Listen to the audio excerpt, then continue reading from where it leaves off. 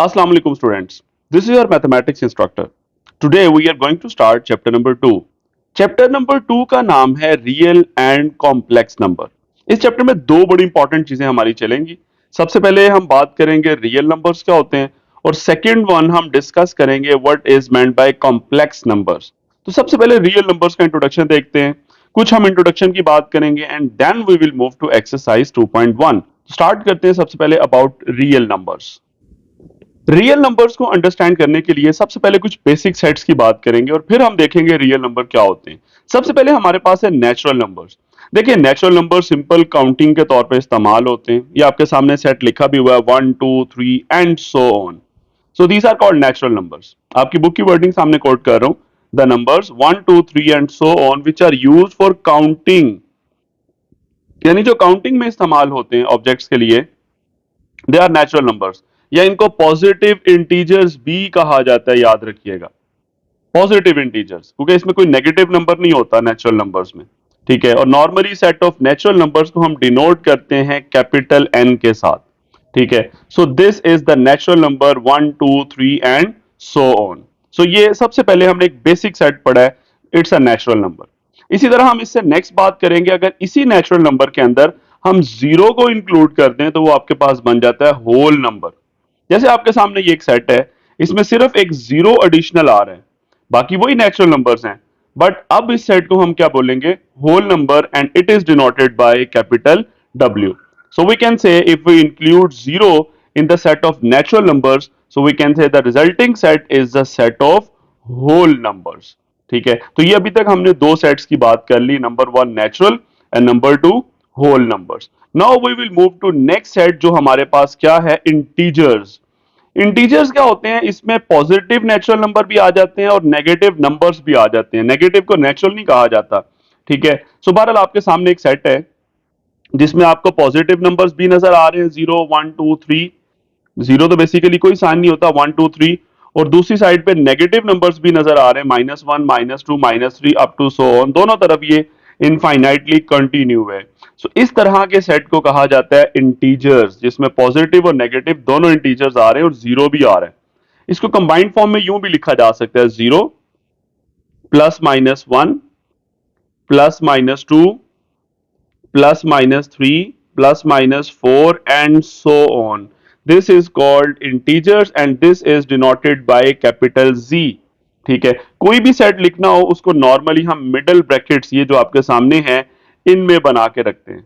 ठीक हो गया. सो ये आपके सामने इंटीजर्स था जिसमें हम क्या करते हैं? नेचुरल नंबर्स के साथ, बल्कि होल नंबर्स के साथ नेगेटिव नंबर्स भी ऐड कर लेते हैं. बहरहाल in short 0 +-1 +-2 and so on, these are called integers. तो ये बेसिक तीन छोटे छोटे सेट्स की अभी तक हमने बात करी, natural, whole and integers. Next हमारे पास है rational numbers and irrational numbers. इनमें डिफरेंस बहुत ध्यान से समझिएगा. रैशनल क्या होते हैं और इरेशनल क्या होते हैं. देखिए सिंपल सिंपल फॉर्म में बताऊंगा. ऐसा नंबर जिसको आप फ्रैक्शन में लिख सको वो रैशनल है. लेट से मेरे पास एक नंबर है 0.25. इसको लिखा जा सकता है 1/4. अब 1/4 करेंगे 0.25 आता है. इसका मतलब ये 0.25 क्या है? ये रैशनल नंबर है. लेट से मेरे पास एक नंबर है 0.5. इसको मैं लिख सकता हूं 1/2. तो 0.5 भी रैशनल नंबर है बिकॉज इसको भी मैं फ्रैक्शन में लिख सकता हूं. तो सिंपल हम इसके अगर डेफिनेशन करना चाहें, so we can say all numbers of the form P/Q. तो जनरली फ्रैक्शन जो है ना, जैसे मैंने 1/4 लिखा, मैंने 1/2 लिखा, तो हम इसे जनरली P/Q कह देंगे. ऊपर वाले को P, नीचे वाले को Q. और दोनों नंबर्स ऊपर नीचे क्या हो सकते हैं? इंटीजर्स. यानी 0 1 2 3 इनमें से कोई नंबर हो सकता है, पॉजिटिव भी नेगेटिव भी. लेकिन नीचे वाला नंबर जीरो नहीं होना चाहिए. उसकी रीजन है कि अगर डिनोमिनेटर में जीरो आ गया तो वो हम सॉल्व नहीं कर सकते. लेट से 1/0 अगर लिखा हो तो ये रैशनल नहीं हो सकता क्योंकि इसमें नीचे जीरो है. सो 1/0 अनडिफाइंड, कैलकुलेटर इसका आंसर नहीं देता. सो बहरहाल दोबारा स्टेटमेंट देखें. All the numbers of the form P/Q where P and Q are integers but Q is not zero. Q zero नहीं होना चाहिए, तो फिर हम इनको रैशनल नंबर्स कहेंगे. यानी इन शॉर्ट ऐसा नंबर जिसको आप फ्रैक्शन में लिख सको तो वो रैशनल नंबर होता है और उसको हम नॉर्मली कैपिटल क्यू से डिनोट करते हैं। अब आपको इसका लिखने का तरीका भी बता देता हूं। लेट से मैं यहाँ पे क्यू लिख लेता हूं, तो इसका लिखने का तरीका, चूंकि ये बहुत से नंबर्स हो सकते हैं, इसमें फ्रैक्शन वाले आ रहे हैं, तो इसको आम 1 2 3 की फॉर्म में रिप्रेजेंट करना पॉसिबल नहीं है। तो इसके लिए जो तरीका हम इस्तेमाल करते हैं उसे सेट बिल्डर नोटेशन कहा जाता है। लेट से हमारे पास कोई भी नंबर x है, उसके बाद ये स्ट्रेट लाइन यानी such that x is equals to p over q। यहां तक मैंने लिखा। अब आगे कुछ कंडीशंस भी लगानी है, यानी फिर आगे लिख देता हूं such that p and q they belongs to integers. यहां तक मैंने बता दिया। उसके बाद ये थोड़ा सा मैं रिमूव कर देता हूं ताकि मैं आगे लिख सकूं। एंड के लिए तरीका इस्तेमाल होता है इस तरह, जस्ट लाइक ये उल्टा v समझ लें। और आगे मैंने बताना है q is not equals to 0। ये कंप्लीट मैंने मेथड लिख दिया रैशनल नंबर्स को रिप्रेजेंट करने का। दोबारा सुन लें।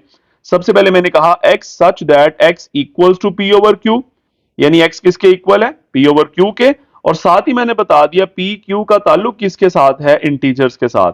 ये जो साइन आपको नजर आ रहा है दरमियान में, दिस इज बिलोंग्स टू, यानी P Q belongs to integers. उसके बाद ये साइन क्या है, एंड, और Q is not equal to 0, so this is rational numbers. इसी तरह आते हैं इर्रेशनल में। इर्रेशनल में हम नहीं लिख सकते फ्रैक्शन की फॉर्म में। The number which can not be expressed as quotient of integer, ये जो मैंने अंडरलाइन किया है आप इसकी जगह ये भी लिख सकते हैं पी ओवर क्यू, यानी the number which can not be expressed as P over Q, और आगे वही क्यू 0 नहीं होना चाहिए, आर कॉल्ड इर्रेशनल नंबर्स, और इसको क्यू डैश से डिनोट किया जाता है। अब इसको मैं कैसे लिखूंगा, let say Q dash is equals to वही x such that x is not equals to p over q, फिर such that p and q belongs to integers and q is not equals to 0। तो ये जो आपके पास है ये irrational numbers हैं। Late से मैं कोई भी अपनी तरफ से लिख देता हूं। मैं कहता हूं 0.1246975, ये नंबर चलते जा रहे हैं, तो इसको मैं फ्रैक्शन में नहीं लिख सकता। ठीक है, तो ये जो नंबर आपके सामने है दिस इज इर्रेशनल।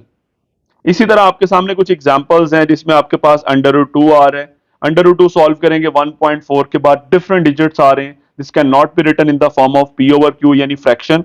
इसी तरह अंडर रूट 3 है, अंडर रूट 5 है, पाई, पाई को नॉर्मली तो हम 22 ओवर 7 कह देते हैं, लेकिन ये एक्चुअल इसकी वैल्यू 22/7 नहीं होती, इसकी वैल्यू 3.14, आगे डिफरेंट नंबर्स होते हैं।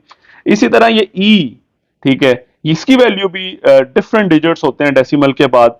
सो इट मींस ये सारे क्या हैं, इर्रेशनल। बहरहाल आसान तरीके से चेक करने का ये मेथड है कि अगर किसी को आप फ्रैक्शन में लिख सकें तो वो रैशनल है, जिसको ना लिख सकें तो वो इर्रेशनल है।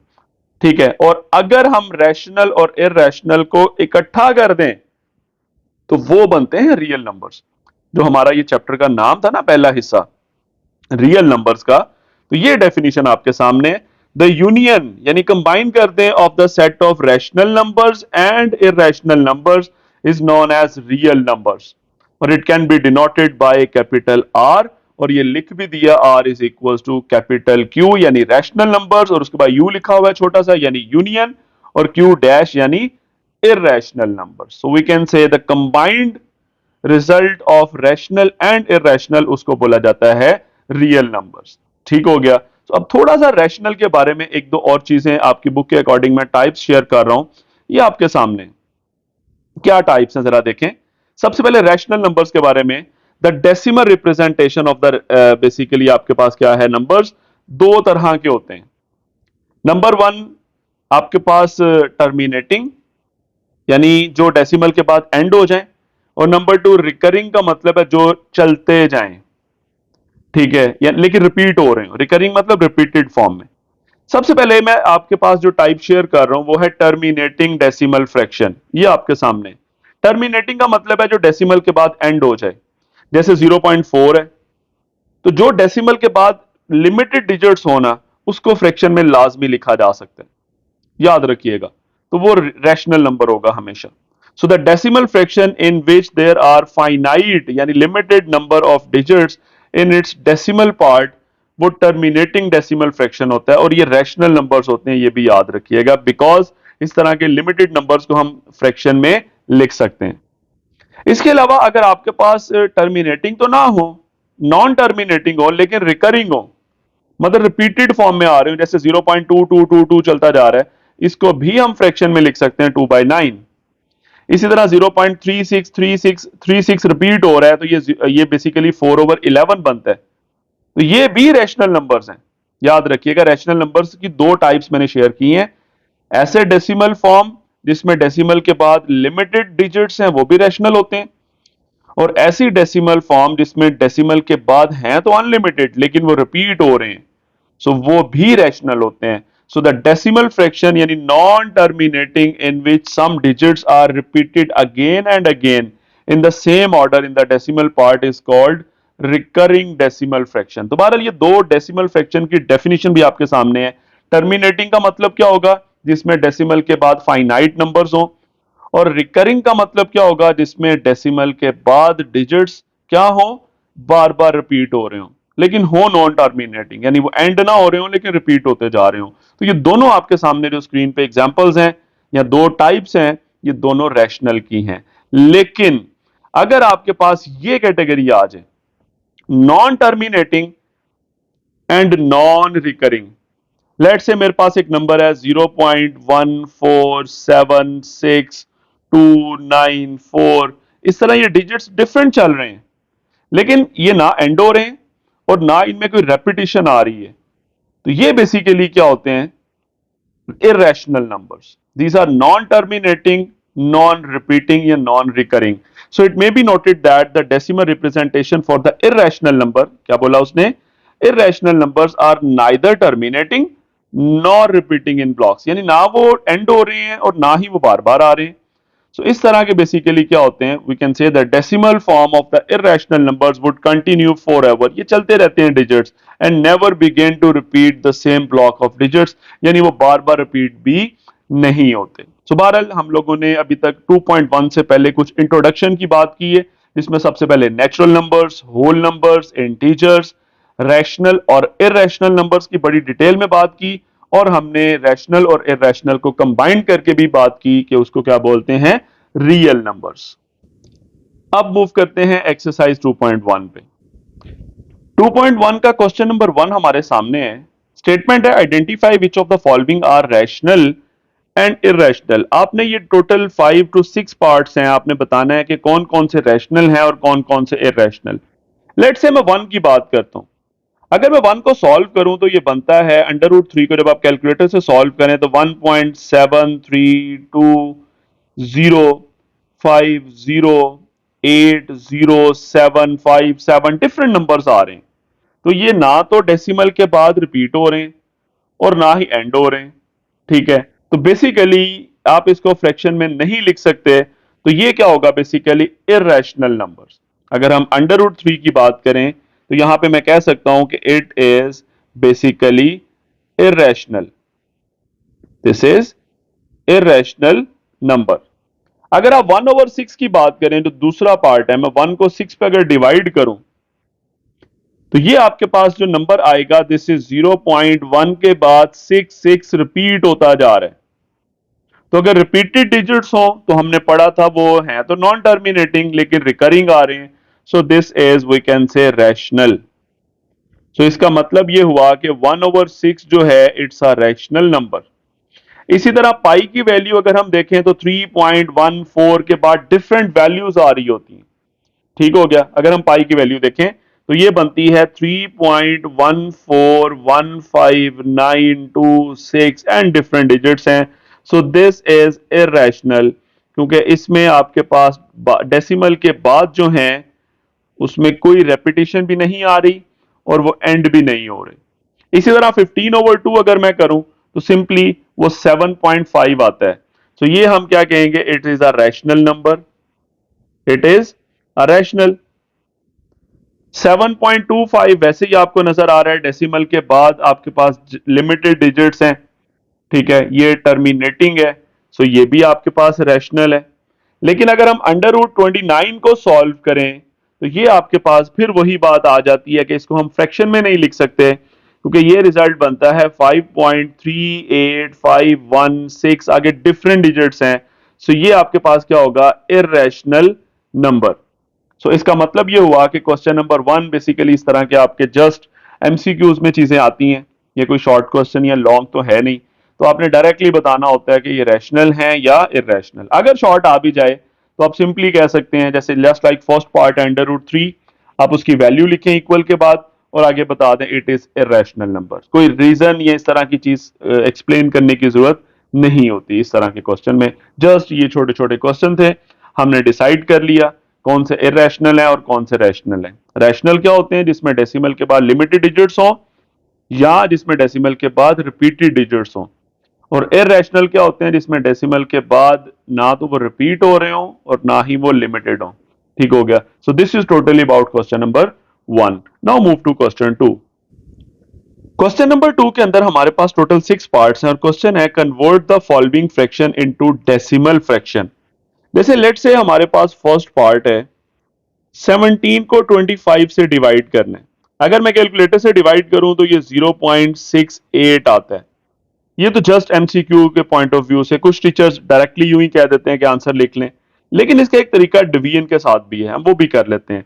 17/25 का मतलब है 17 को आपने ब्रैकेट में रखना है और 25 पे इसे डिवाइड करना है, तो यहां 25 लिख देना है। अब यहां स्टूडेंट कंफ्यूज होते हैं कि सर 17 छोटा है 25 बड़ा है।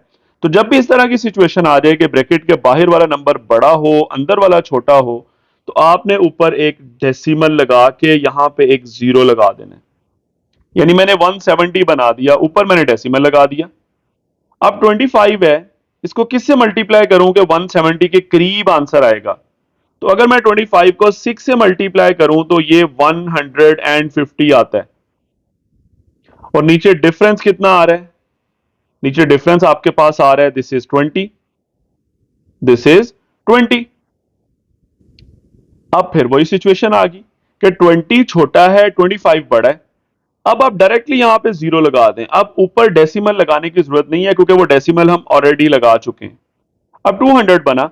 अब 25 को किससे मल्टीप्लाई करूं कि 200 आता है, तो आप कहेंगे सर 8 से, तो वो 8 ऊपर लिख दें, तो ये आ जाएगा 200।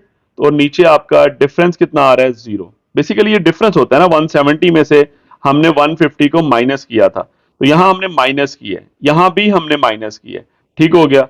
सो आपके पास एंड पे जीरो बचा, और जैसे ही एंड पे जीरो बचे तो जो चीज आपके पास ऊपर 0.68 आ रहा है बेसिकली वही हमारा आंसर है। तो मैंने साइड पे आंसर मेंशन किया हुआ है, तो आप किसी भी तरीके से इसको फॉलो कर सकते हैं। Now move to next part 19/4। इसको देख लेते हैं। 19 डिवाइडेड बाय 4। सबसे पहले तो हम कैलकुलेटर ऑन करेंगे और इनको डिवाइड करके चेक कर लेते हैं कि आता क्या है। सो 19 डिवाइडेड बाय 4 मेरे पास आता है 4.75। अब जरा डिवीजन से भी चेक कर लेते हैं। 19 को ब्रैकेट के अंदर रखें और 4 को बाहर। तो पहले तो 4 जार 16 आता है, क्योंकि 4 5 जार 20 होता है, वो 19 से बड़ा हो जाएगा। नीचे क्या चीज आ रही है मेरे पास, नीचे 19 में से 16 माइनस करो, दिस इज 3। अब बाहर 4 बड़ा है और ये 3 छोटा हो गया। अब क्या करें, 3 को बना दें 30 और ऊपर लगा दें एक डेसिमल। ठीक है। अब क्या करूं, इधर 4 है आपके पास और इधर आपके पास 30 है, तो 4 6 आर 24, 4 7 आर 28, 4 7 आर 28। अब आप इन दोनों को माइनस करें तो नीचे आपके पास क्या चीज आ रही है, नीचे आपको 30 में से 28 माइनस करें 2 आता है। अब ये 2 है, इसके साथ लगा दें जीरो, ऊपर कोई डेसिमल की जरूरत नहीं है, वो ऑलरेडी मैं लगा चुका हूं। अब बाहर 4 था, ये 20 है, तो 4 5 आर 20। अब इन दोनों का डिफरेंस कितना, रिजल्ट जीरो आ गया। सो इट मींस 4.75 ही हमारा आंसर है। मैं पहले भी लिख चुका हूं 4.75। Very simple. Now move to part 3। Part 3 में क्या है, 57/8 इसकी बात करेंगे। 57 divided by 8, this is part number 3। So सबसे पहले तो मैं सिंपल कैलकुलेटर ऑन करता हूं, इन दोनों को डिवाइड करके रिजल्ट चेक कर लेते हैं क्या आता है। 57 divided by 8 according to calculator this is 7.125, 7.125। अब इसको डिवाइड करके चेक भी कर लें। 57 को मुझे डिवाइड करना है 8 पे, तो 8 इंटू 7 अगर मैं करूं तो ये 56 आता है। नीचे कितना आ रहा है डिफरेंस? जस्ट 1 का। अब ये 1 के साथ मुझे 0 लिखना होगा, लेकिन ऊपर मुझे डेसिमल लगा देना है साथ ही। सो 8 इंटू 1, दिस इज 8। नीचे क्या चीज आ जाएगी? 10 में से 8 माइनस करें 2। अब ये 2 के साथ उसी तरह 0 लगा दें। अब उसी तरह बाहर 8 है, तो 8 इंटू 2, दिस इज 16। तो डिफरेंस कितना आ गया? 4 का। अब यहां पे भी 4 के साथ 0 लगा दें। बाहर वही 8 है, तो 8 into 5, this will be equals to 40। End पे क्या आ गया? 0। तो इसका मतलब ये हुआ 7.125 हमारा आंसर है, और यही मैंने पहले भी लिखा हुआ है। Very simple, part 3। नेक्स्ट है 205/18। अगर मैं इसे कैलकुलेटर से डिवाइड करूं तो ये मेरे पास जो आंसर आता है वो 11.3 के बाद 8 8 चलता जा रहा है। 8 8 8 8, तो मैं राउंड ऑफ करके एंड पे 9 लिख सकता हूं, क्योंकि 8 8 चल रहा है ना। तो जब मैं राउंड ऑफ करूंगा तो एंड वाला डिजिट 8 है, वो 5 से बड़ा है, तो उससे प्रीवियस में एक ऐड कर देंगे। ये राउंडिंग का एक मेथड होता है। बहरहाल आप 8 8 रिपीटिंग भी लिख सकते हैं। अब जरा इसे डिवाइड कर लेते हैं। 205 को ब्रैकेट के अंदर और 18 को बाहर। अब सबसे पहले 18 को किससे मल्टीप्लाई करूं कि 205 के करीब आंसर आएगा? तो 18 को ऑब्वियसली 11 ही सबसे पहले आएगा। मैं आंसर पहले भी लिख चुका हूं। बहरहाल आप 18 को अगर 11 से मल्टीप्लाई करें तो 198 बनता है। तो यहां 11 लिखूंगा, नीचे 198। जब इन दोनों को हम माइनस करेंगे तो आपके पास क्या चीज आएगी? 7। अब क्या करें जी? 7 है तो एक 0 लगा दें और ऊपर डेसिमल लगा दें, 70 बन गया। अब 18 को मल्टीप्लाई करें 3 से तो ये आएगा 54। डिफरेंस कितना आ गया? 70 में से 54 को माइनस कर दें, this will be equals to, we can say 16। क्या आ गया? 16। अब 16 छोटा है, एक 0 लगा दें, 160 आ गया। अब 18 को किससे मल्टीप्लाई करें? आप 18 को अगर 8 से मल्टीप्लाई करें तो 144 आता है। ऊपर मैं 8 लिख देता हूं, इधर आ गया 144। अब 160 में से 144 माइनस कर दें, आपके पास आ गया 16। फिर एक 0 लगा दें। अब फिर 18 है बाहर, उसको 8 से मल्टीप्लाई करें तो 144 आएगा। फिर डिफरेंस कितना आ गया? 16। फिर एक 0 लगा दें। फिर आप 18 बाहर है, उसको 8 से ही मल्टीप्लाई करेंगे तो 144 बनेगा, और डिफरेंस फिर 16। तो इसका मतलब ये हुआ, यहां से अगर आप थोड़ा सा देखें तो 160 144 160 144 160 144, उसके बाद भी ऐसा ही होना है, और ऊपर ये 8 8 रिपीट हो रहे हैं। तो इसका मतलब यही हमारा आंसर है, 11.388 in the repeated form. So this is the answer of part number 4। तो आई होप सो आपको ये क्लियर होगा। मैंने राउंड ऑफ करने के लिए एंड वाला 8, एंड वाला तो खैर नहीं है, ये 8 8 बहुत ज्यादा है, बाद में हम राउंड ऑफ कर सकते हैं। इसको मजीद भी राउंड ऑफ किया जा सकता है। अगर आप चाहें तो इससे कम डिजिट्स भी लिख सकते हैं। आप इसको यूं भी कह सकते हो, 11.39 भी कह सकते हो कि ये वाला जो 8 है, अगर आप इसे भी राउंड ऑफ कर रहे हो तो ये 9 बन जाएगा। इससे नेक्स्ट वाला 8 खत्म कर दें। अगर आप इससे भी कम लिखना चाहते हैं तो 11.4 भी आंसर हो सकता है। बहरहाल आपकी बुक का ये आंसर है, मैंने वही लिख दिया, डेसिमल के बाद 4 डिजिट लिख दिए। जो चौथा डिजिट है उसे राउंड ऑफ कर दिया हुआ है, यानी पांचवा डिजिट खत्म किया और चौथे को एक ऐड करके 9 बना दिए। सो आई होप सो आपको ये क्वेश्चन बिल्कुल क्लियर होगा। Now move to next part, part number 5।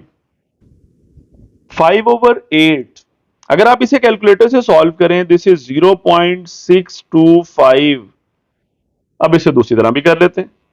5 है, 8 को बाहर लिखना है जी इस दफा, तो क्या बनेगा आपके पास? तो सबसे पहले 8 है, इधर 5 है, तो 5 के साथ एक 0 लगा दें और ऊपर पॉइंट आ जाएगा। अब 8 इंटू 6 48। नीचे कितना आ गया जी? आपके पास 2 आ गया। अब खुद से एक 0 लगा दें। अब बाहर 8 है, तो 8 इंटू 2, दिस इज 16। कितना डिफरेंस आ गया? 4 का। फिर 4 छोटा है, 8 से एक 0 लगा दें। और अब बाहर 8 है, तो 8 इंटू 5 40, और डिफरेंस 0 आ गया। तो इट मींस यही आपके पास 0.625 ही आंसर है, और यही हम पहले भी मेंशन कर चुके हैं। Very simple. अब आते हैं लास्ट पार्ट पे which is part number 6। Part number 6 है क्या, पहले वो लिखते हैं। 25/38 अगर आप कैलकुलेटर से डिवाइड करें तो ये वैल्यू बनती है 0.6579, डिफरेंट डिजिट्स हैं। इसका मतलब है ये आपके पास जो डेसिमल के बाद हैं वो ना रिपीट हो रहे हैं डिजिट्स और डिफरेंट डिजिट्स चल रहे हैं। तो ये फ्रैक्शन हमारी जब कैलकुलेशन हम करेंगे अभी लॉन्ग डिवीजन वाली, तो ये एंड नहीं होगी, हमें खुद ही राउंड ऑफ करना पड़ेगा। सो देख लेते हैं 25 और बाहर हमारे पास क्या है 38। सबसे पहले हम क्या करेंगे, अंदर 25 है, मैं एक जीरो लगा देता हूं और यहां पे डेसिमल ऊपर लगा देता हूं। सो 38 को सबसे पहले मैं किससे मल्टीप्लाई करूं कि 250 के करीब आ जाए। सो 38 को मैं पहले वैसे भी हिंट के तौर पे आंसर निकाल चुका हूं, तो 6 से मल्टीप्लाई करूंगा। तो अगर मैं 6 से करूं तो ये बनेगा 228। तो अगर मैं 6 से करूं तो ये बना 228। तो रिमेनिंग कितना आ रहा है जी, टू आपके पास 22 आ रहा है। और अभी खुद से मैं यहाँ पे फिर जीरो लगा दूंगा। अब 38 को किससे मल्टीप्लाई करेंगे, 220 के करीब आ जाए तो नेक्स्ट डिजिट 5 है, तो 5 से करके चेक कर लेता हूँ। 38 इंटू 5 ये 190 आएगा, 190। अब कितना डिफरेंस आ रहा है जी, 30 का डिफरेंस आ रहा है, फिर एक जीरो लगा दें, 300 आ जाएगा। नेक्स्ट मैं 7 से करके देखता हूं 38 को। सो 38 मल्टीप्लाई बाय 7, दिस इज 266। किससे किया मैंने, 7 से। डिफरेंस कितना आ रहा है जी आपके पास, 34 का आ रहा है, खुद से फिर एक जीरो लगा दें। नेक्स्ट डिजिट 9 है, सो 9 से करके देखते हैं। सो 38 मल्टीप्लाई बाय 9 ये 342 आता है। तो मैं ऐसे करता हूं, इसे एक डिजिट कम से 8 से मल्टीप्लाई करके देखता हूं, 38 इंटू 8 करता हूं, तो ये आपके पास आएगा 304। और उसके बाद आपके पास आ रहा है 36। ठीक है, फिर आप जीरो लगाएंगे यहां पे, 36 से आगे जीरो, फिर आगे किसी नंबर से आपको मल्टीप्लाई करना पड़ेगा। ठीक है, अब आप 9 से मल्टीप्लाई कर दें लेट से 38 को। सो 38 मल्टीप्लाई बाय 9 342 आता है। और उसके बाद आपका 18 का डिफरेंस आ रहा है, फिर आपको जीरो लगाना पड़ेगा। तो ये आपकी फ्रैक्शन एंड नहीं हो रही, हम यहीं पे इसे एंड करेंगे। और ऊपर आपके पास क्या चीज आ रही है, 0.65789, और यही आपके पास रिजल्ट मेंशन है 0.6578 एंड 9। ठीक हो गया। सो आपके सामने है, दिस इज पार्ट नंबर 6। इसमें एक आसान पॉइंट ये भी था कि मैंने कैसे पता लगा किस किस नंबर से मल्टीप्लाई करना है, मैंने पहले ही आंसर लिखा हुआ था कैलकुलेटर से। सबसे पहले मैंने 6 से मल्टीप्लाई किया, उसके बाद मैंने 5 से किया, फिर 7 से, फिर 8 से, फिर 9 से। यही आपके सामने पैटर्न है। ठीक है, और यही हमारा रिजल्ट आ रहा है। तो ये फ्रैक्शन अभी चल रही है, बहरहाल हमने यहाँ पे इसे लिख दिया है। लेकिन आपकी बुक वाले ने इसे राउंड ऑफ नहीं किया, क्योंकि अगर राउंड ऑफ करना होता तो ये 9 रिमूव करके ये इससे प्रीवियस 8 को हमने 9 लिखना चाहिए था हमें। बहरहाल ये इतना कोई स्ट्रिक्ट रूल नहीं है, आप इसको ऐसे भी लिख सकते हैं। लेकिन अगर आप मजीद राउंड ऑफ कर भी दें, लेट से आप 0.6579 भी आंसर लिख दें, आपका कोई एटलीस्ट गलत नहीं करेगा। So very simple, question number 2 हम लोगों ने कंप्लीट कर लिया। Now move to question 3। Question 3 बहुत आसान है। Which of the following statements are true and false, कौन सी सही है कौन सी गलत है। सबसे पहले है 2/3। तो 2 को 3 पे डिवाइड करके चेक करें ना, तो 0.66 रिपीट हो रहा है। इसका मतलब है ये रैशनल बनता है। लेकिन वो क्या कह रहा है, इररेशनल। तो इसका मतलब है ये स्टेटमेंट उसने हमें गलत कही है, यानी उसने कहा है कि इररेशनल है, तो वो गलत बात कर रहा है, ये रैशनल है। Next, pi is irrational number, बिल्कुल ठीक है, क्योंकि पाई की जो वैल्यू होती है 3.14159, डिफरेंट डिजिट्स होते हैं। So this is true. Next, 1/9 is terminating. अगर मैं 1 को 9 पे डिवाइड करूं तो मेरे पास क्या आंसर आता है, ये 0.11 रिपीट हो रहा है। तो ये टर्मिनेटिंग नहीं है भाई, ये नॉन टर्मिनेटिंग होता है, तो इसका मतलब ये गलत कहा जा रहा है, फॉल्स। नेक्स्ट है 3/4 इज टर्मिनेटिंग। अगर मैं 3 को 4 पे डिवाइड करूं तो 0.75 आता है। यस, बिल्कुल ठीक कह रहे हैं। और लास्ट 4/5 इज रिकरिंग। अगर मैं 4 को 5 पे डिवाइड करूं तो 0.8 आ रहा है जस्ट। लेकिन रिकरिंग का मतलब होता है कि बार बार रिपीट हो, तो ऐसा नहीं है, तो इसका मतलब ये स्टेटमेंट भी फॉल्स है। तो जस्ट इसमें सेकंड और थर्ड ये दोनों, सॉरी सेकंड और फोर्थ ये दोनों ट्रू है, बाकी 1, 3 और 5 ये तीनों क्या हैं, फॉल्स हैं। Very very simple question number 3। Next question 4 है हमारे पास, represent the following numbers on the number line. हम सबसे पहले फर्स्ट पार्ट सॉल्व करते हैं। फर्स्ट पार्ट हमारे पास है 2/3। अब सबसे पहले 2 को 3 पे डिवाइड करके चेक कर लें आपका आंसर कहां पे जाके आता है। कैलकुलेटर कहता है ये 0.6 है, यानी 0 और 1 के दरमियान आंसर आएगा। अब नंबर लाइन का तरीका बड़ा सिंपल है, आपके सामने एक लाइन नजर आ रही है, इसके सेंटर पे हम मेंशन कर देंगे जी 0। यहां पे लेट से ये 1 है, ये 2 है, ये 3 है एंड सो ऑन, यहां पे एरो लगा दें।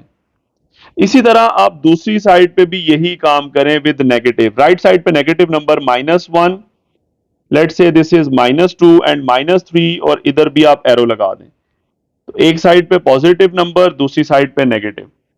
अब ये 2/3 कहां आएगा? मैंने अभी बोला ये 0 और 1 के दरमियान आएगा, क्योंकि 0 पॉइंट समथिंग आंसर है।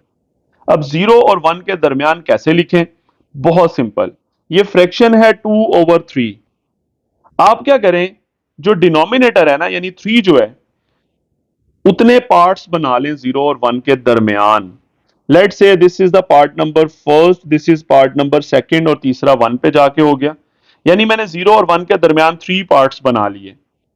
अब उसके बाद नंबर क्या है हमारे पास? 2/3, ऊपर 2 है, तो जो 2 है यानी सेकंड वाला जो नंबर है ना, लेट से ये है वो आपके पास ये वाली जगह, तो ये आपके पास बन जाएगा 2/3। 2/3 यानी 0 और 1 के दरमियान मैंने 3 पार्ट्स किए, और सेकंड वाला जो पार्ट है उस पे मैंने मार्क कर दिया दिस इज 2/3। तो ये एक लिखने का तरीका है नंबर लाइन के ऊपर। ठीक हो गया। ये एरो लगाने की जरूरत नहीं होती, जस्ट आप यू मेंशन कर सकते हैं, एक लाइन लगा दें। इस तरह भी आप बता सकते हैं कि दिस इज 2/3। ठीक हो गया। Now move to next, -4/5। -4/5, तो सबसे पहले बात है ये नेगेटिव में आंसर आएगा। मैं 4 को 5 पे डिवाइड करके चेक कर लेता हूं। 4 डिवाइडेड बाय 5 होता है 0.8। 0.8 यानी वही 0 और 1 के दरमियान। नेगेटिव में बात कर रहा हूं, लेट से this is 0, this is -1, this is -2 and so on, और इधर भी this is 1 and this is 2। बहरहाल हमारा इस दफा नेगेटिव साइड पे आंसर आएगा 0 और -1 के दरमियान, यानी इस जगह पे हमारा आंसर आएगा। कैसे? नीचे 5 है, 5 पार्ट्स कर लें। लेट से this is part number 1, this is 2, this is 3, this is 4 and 5 parts मैंने कर लिए। और ऊपर क्या है? -4, यानी चौथे पॉइंट पे निशान लगा दें। सो 1 2 3 और 4, चौथा पॉइंट ये बनता है, this point is -4/5। This is the answer. ठीक है, यानी -4/5 हमें ये जगह बता रही है। This is part number 2। Now third देखते हैं, 1 एंड 3/4। 1 एंड 3/4। ठीक है, अगर आप इसे देखें, ये थर्ड पार्ट है, सॉरी। अगर आप इसको देखें तो 1 एंड 3/4 बनता कितना है? 4 1 आर 4 प्लस 3, 7/4 बनता है। तो अगर मैं 7 को 4 पे डिवाइड करूं तो 1.75 आता है, यानी 1 और 2 के दरमियान आंसर आएगा। लेट से this is 0, this is 1 and this is 2। ये एरो, इधर भी एरो, लेट से दिस इज -1, दिस इज -2। अच्छा, 1 और 2 के दरमियान आंसर है। और करना कैसे है? बिल्कुल इसी फॉर्मेट में क्वेश्चन होना चाहिए था, 1 एंड 3/4।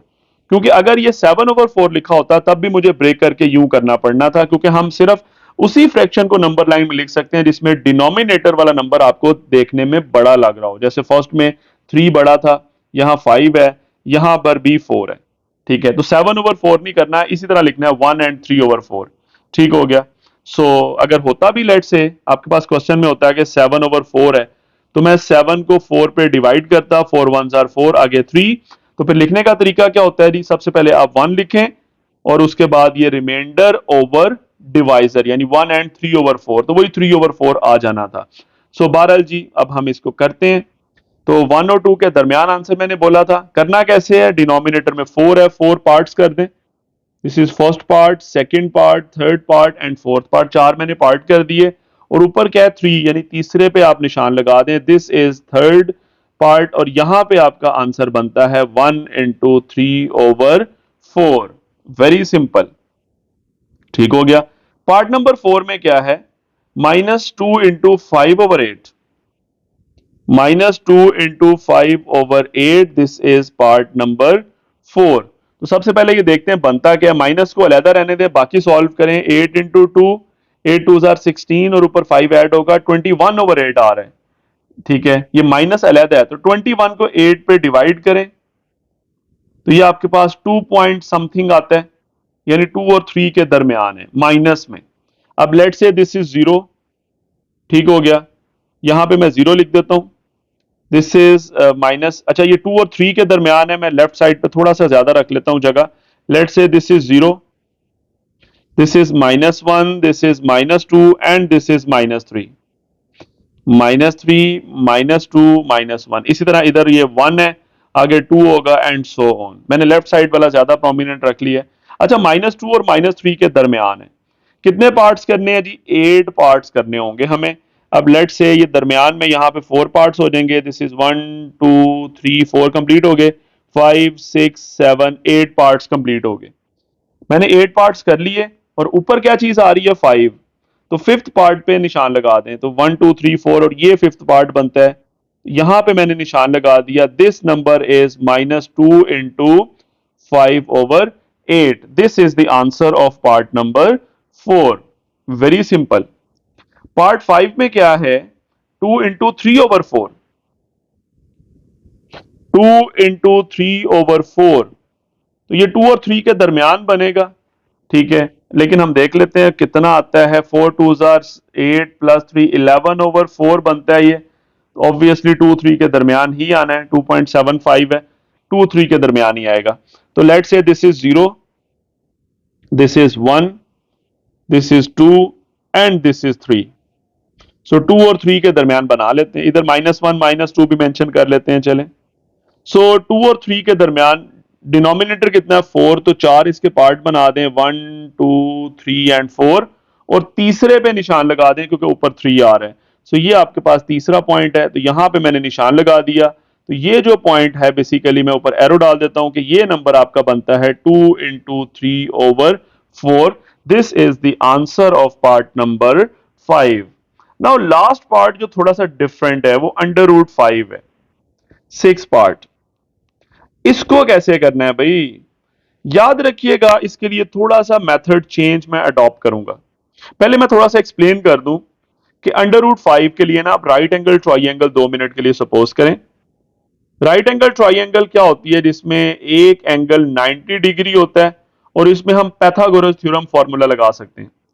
लेट्स से इसमें बेस मैं ले लेता हूं 2, परपेंडिकुलर ले लेता हूं 1, तो हाइपोटेन्यूज कितना होगा, आप कहेंगे सर फॉर्मूला होता है हाइपोटेन्यूज का square is equal to base का स्क्वायर प्लस परपेंडिकुलर का स्क्वायर, यानी बेस 2 है परपेंडिकुलर 1 है, तो ये 4 + 1 5 आ जाएगा हाइपोटेन्यूज का स्क्वायर, और हाइपोटेन्यूज कितना निकल आएगा, √5, यानी दोनों तरफ जब अंडर रूट लेंगे तो हाइपोटेन्यूज √5 हो सकता है अगर मैं बेस 2 बना दूं, परपेंडिकुलर मैं 1 बना दूं। तो इसके लिए मैं क्या करूंगा, मैं 2, बेस 2 तो बड़े आसानी से बना लूंगा, मेंशन कर दूंगा यहां पे, लेट से दिस इज 0,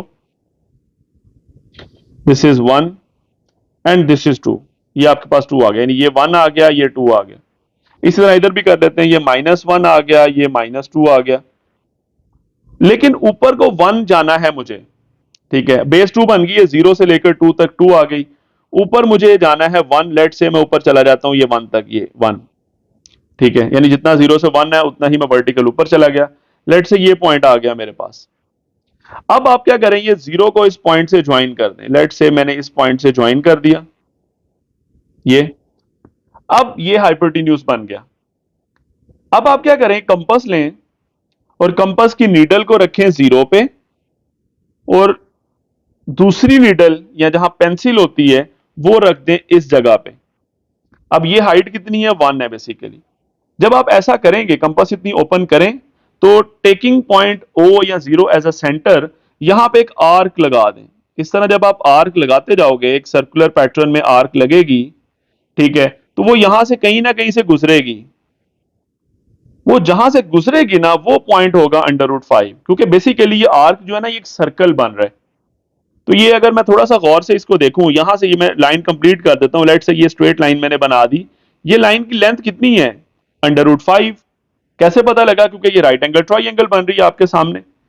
ये नीचे वाली जो बेस है यहां से लेकर यहां तक ये आपके पास कितनी आ रही है? 2। यहां से लेकर यहां तक 2 है। हाइट कितनी आ रही है? 1 आ रही है। यानी बेस 2 है, परपेंडिकुलर 1 है, तो हाइपोटेन्यूज कितना होगा? √5। तो अब मैंने इसी को, यानी इतनी ही लेंथ है पॉइंट ओ से लेकर इस पॉइंट तक, मैंने कंपास ओपन करके एक आर्क लगाई है। बेसिकली जो √5 है ना, ये जो आर्क की वजह से सर्कल बन रहा है, ये उसका रेडियस है।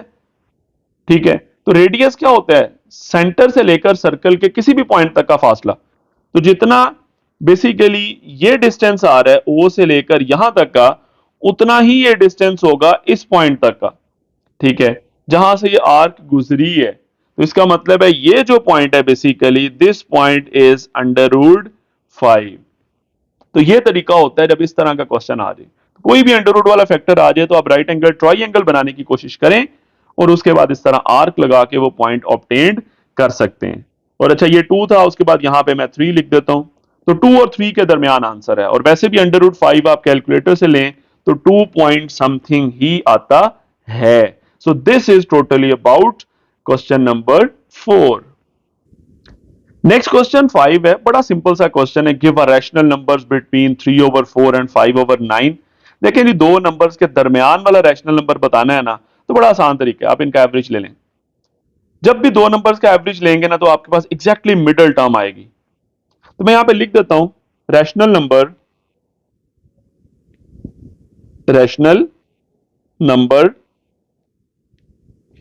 बिटवीन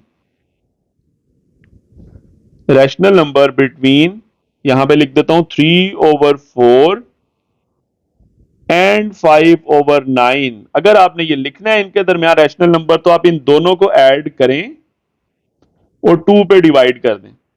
किन दोनों को? 3/4 को और 5/9 को ऐड करें और 2 पे डिवाइड कर दें।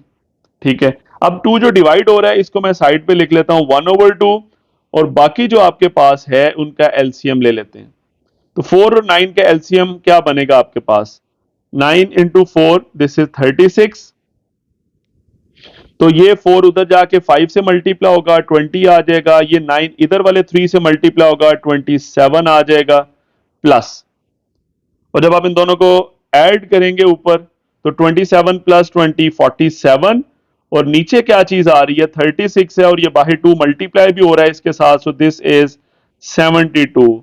This is the answer of this question. तो 47/72 इज द नंबर या rational number between these two numbers, जो क्वेश्चन के अंदर थे 3/4 and 5/9। Very simple question number 5। Simple, हमने एवरेज लिया और मिडल नंबर ऑब्टेन्ड कर लिया। Now move to question 6। Question 6 में कहते हैं express the following recurring decimal. Recurring का मतलब है रिपीटेड डेसिमल है, as the rational number P/Q की फॉर्म में लिखें। ठीक है, तो ये जो आपको बार्स नजर आ रही है, जैसे 0.5 के ऊपर लाइन है, तो इसका मतलब है 5 रिपीटेड है। ऊपर लाइन का मतलब होता है रिपीटेड। नेक्स्ट में 0.13 है तो 13 रिपीटेड है, उससे अगले में 67 रिपीटेड है। तो मैं लिखता हूं, लेट से फर्स्ट क्वेश्चन सॉल्व करते हैं। मैं कहता हूं लेट, मेरे पास नंबर है x, जो क्या है? 0.5 के ऊपर बार है, तो इसका मतलब ये होगा दिस इज 0.55 रिपीट होता जा रहा है। जितनी मर्जी मर्तबा लिख लें, 0.55 एंड सो ऑन, ये x की वैल्यू है। अब यहां पे बड़ा आसान एक ट्रिक आपको बता रहा हूं। अगर एक डिजिट रिपीट हो रहा हो ना, तो आप 10 से मल्टीप्लाई करें दोनों तरफ। अगर दो डिजिट रिपीट हो रहे हैं, जैसे पार्ट नंबर 2 और 3 में, तो फिर 100 से मल्टीप्लाई करेंगे दोनों तरफ। उससे क्या होगा, अब भी आपको पता लगेगा। मैं दोनों तरफ यहां पे 10 से मल्टीप्लाई करूंगा, दिस इज 10x। और जब आप इस नंबर को 10 से मल्टीप्लाई करेंगे, तो मैथमेटिक्स हमें यह कहता है जब भी किसी नंबर को 10 से मल्टीप्लाई करो, याद रखिएगा डेसिमल एक डिजिट राइट साइड पे चला जाता है। तो ये आपके पास आ जाएगा 5.55 रिपीटेड फॉर्म में चल रहा है। ये बनेगा, डेसिमल एक डिजिट राइट साइड पे जाएगा। जैसे 0.4 को 10 से मल्टीप्लाई करें, 4.0 यानी 4 आंसर आ जाएगा। 0.67 को 10 से मल्टीप्लाई करें, 6.7 आ जाएगा। बहरहाल जी, ये आपके सामने है। अब क्या करें यहां पे? अब जो राइट साइड है ना उसमें 5 को अलहदा कर लें और डेसिमल पार्ट को अलहदा कर लें। तो 0.55 मैंने अलहदा कर लिया। अब थोड़ा सा गौर करें, ये जो डेसिमल पार्ट है ये तो वही क्वेश्चन की वैल्यू आ गई वापस, यानी x की वैल्यू जो हमने x शुरू में कहा हुआ था, तो इसकी जगह x वापस लिख दें। This is x। इस साइड पे क्या है 10x, मुझे तो x चाहिए ना बेसिकली, तो x वाली टर्म्स एक साइड पे कर लें। 10x minus x is equal to 5, तो लेफ्ट साइड पे आ जाएगा 9x is equal to 5, so x will be equal to 5 divided by 9। This is the answer. यानी मैंने 0.5 बार जो था, ये जो क्वेश्चन था उसको मैंने फ्रैक्शनल फॉर्म में लिख दिया, यानी रैशनल नंबर है बेसिकली, ये 5/9 आंसर आ गया। Very simple. इसी तरह सेकंड पार्ट करते हैं जो कि 13 जिसमें रिपीट हो रहे हैं। सो देखते हैं सेकंड पार्ट।